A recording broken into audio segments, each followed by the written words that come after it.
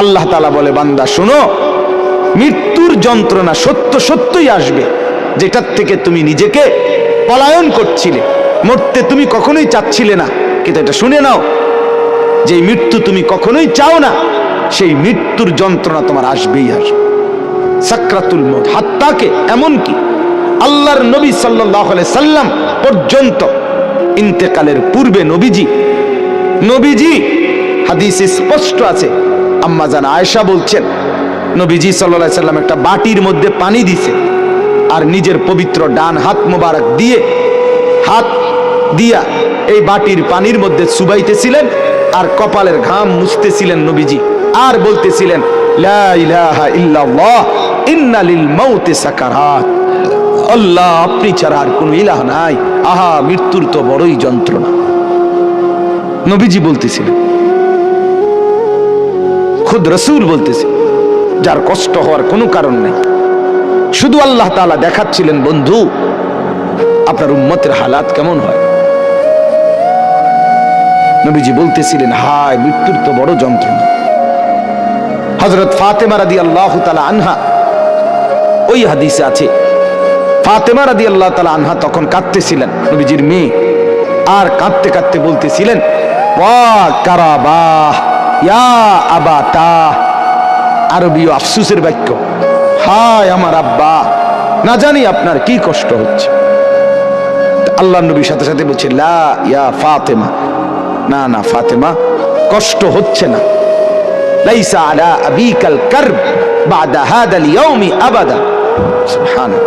বললেন নবী, ফাতেমা শোনো, আজকে তোমার বাবার জিন্দেগির কষ্ট সমাপ্ত হচ্ছে, আজকের পরে আর তোমার বাবার কোনো কষ্ট থাকবে না।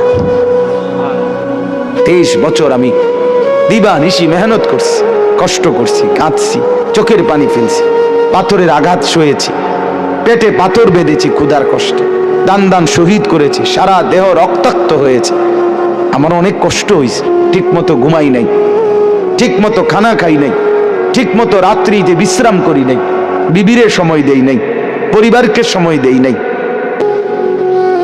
এটা বলতে পারবে না এবারে নবীরে ভালোবাসে, এবারে গাইল্লায় অন্য করে। আমার খুব হাসি আসে, জানে কি জবাব দিত এগুলারে, কি তো জবাব দিব, মেয়ে কি জন্য জবাব দিব? মৃত্যু তো খুব দ্রুত, আজ না হয় কাল, এবছর না হয় সে বছর, মরতে তো হবেই, আখিরাতে তো যেতেই হবে, কোনো সন্দেহ নেই, কোনো সন্দেহ নেই। এজন্য বলতেছিলাম, আল্লাহ নবী সাল্লাল্লাহু আলাইহি ওয়াসাল্লাম বললেন যে আজকের পর থেকে তোমার বাবার আর কষ্ট থাকবে না।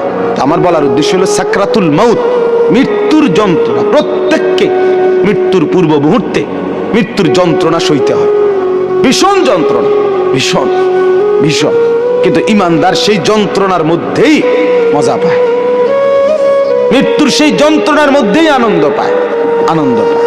ঝাল তো খুব হয়েছে, কিন্তু স্বাদও তো লাগতেছে, ঠিকই না বলেন?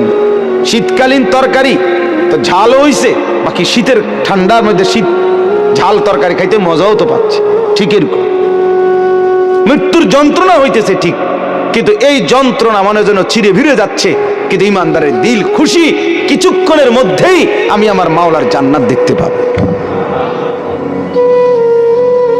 এটা তখন তাকে সব কষ্ট ভুলায় দেয়, সব কষ্ট ভুলায়।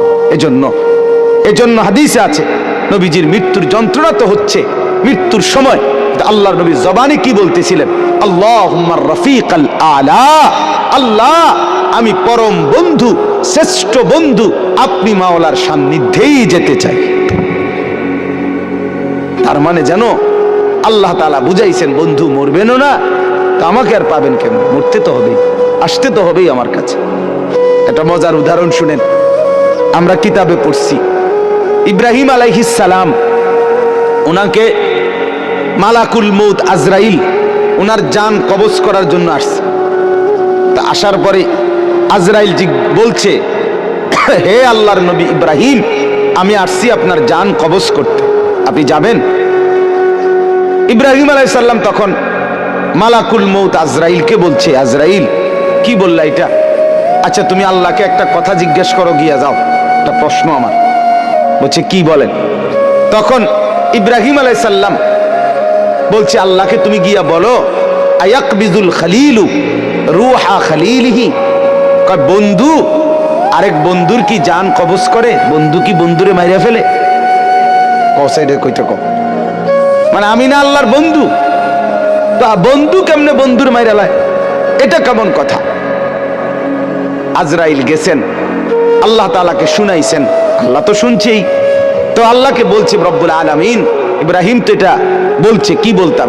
তো আল্লাহ তাআলা ফেরত আরেকটা কথা বলছে যে আজরাইল তুমি গিয়ে এটা বলো ইব্রাহিমকে। এবার দেখো কি কয়। আজরাইল আসছে, আয়েশা বলতেছে আল্লাহ বলছে আপনাকে জবাবে আয়াকরাহুল খলিলু লিকা খলিলিহি, বন্ধু কি বন্ধুর সাক্ষাৎ পেতে চায় না? বন্ধু কি বন্ধুর মোলাকাত পছন্দ করছে না? বন্ধুর সাক্ষাতে যাবেন না? ইব্রাহিম আলাইহিস সালাম সাথে সাথে বুঝে ফেলছে, হায় আচ্ছা, তো আসলে মৃত্যু না, এটা তো আমারে মেরে ফেলা না, এটা তো আমার রূহ কবজ না, বরং আমাকে তো আমার মাওলার সাথে মিলায়া দেওয়া।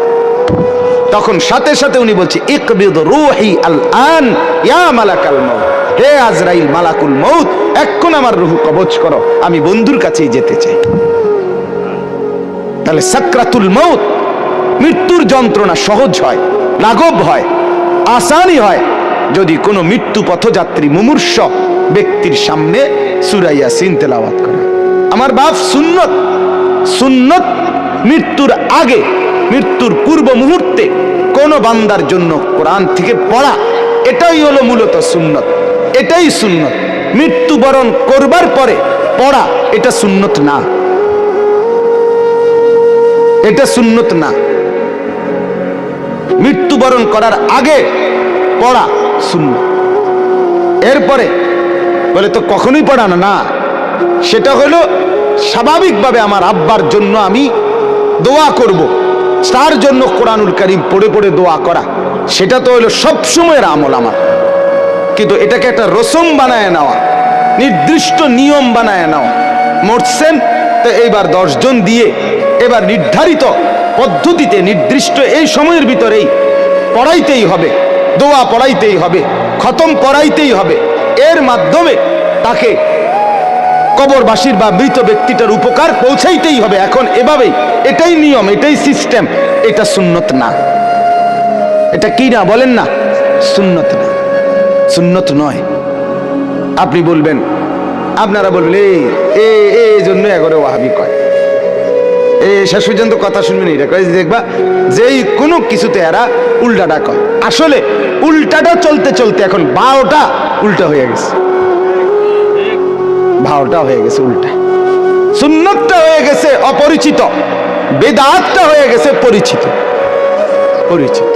এখন মুসলমানের ঘরে একটা দস্তরখানের কথা জিজ্ঞেস করিলে এবার লুঙ্গি আনে, কি লুঙ্গি একটা আইনা বিছায় দেয়, গামছা বিছাইয়া দেয়, অথবা সাদ্দুর কয় হুজুর এটাই সারি বলে এত কথা না। তুমি যে জানো না বেটা মুসলমান, এটা না বড় কথা, দুঃখের কথা। তুমি তোমার রসুলের এতটুকু পরিচয় তোমার মধ্যে নাই। আল্লাহ তাআলা আমাদেরকে সুন্নতের মহব্বত করার তৌফিক দান করেন। তাইলে আমি 2টা ফজিলত বললাম, এবার আরেকটা ফজিলত। রাসূলুল্লাহ সাল্লাল্লাহু আলাইহি সাল্লাম বলেন, যে ব্যক্তি সকালবেলা সূরা ইয়াসিন তেলাওয়াত করবে সন্ধ্যা পর্যন্ত সে বিপদ আপদ থেকে নিরাপদ থাকবে। সন্ধ্যায় পড়বে, সকাল পর্যন্ত বিপদ আপদ থেকে নিরাপদ থাকবে। তাইলে সূরা ইয়াসিন অনেক ফজিলত, মৃত্যু পথযাত্রীর মৃত্যু যন্ত্রণা সহজ হয়। এরপরে সকাল সন্ধ্যায় পড়লে তার আপনার বিপদ আপদ পরেশানি মুসিবত থেকে দূর হয়। সর্বোপরি সূরা ইয়াসিন এটার দ্বারা অনেক বেশি ফজিলত অর্জিত হয়। একজন ইমানদারের উচিত সূরা ইয়াসিনকে নিয়মিত তেলাওয়াতের অংশ হিসাবে গ্রহণ করা। আল্লাহ তাআলা আমাদেরকে তৌফিক দান করেন।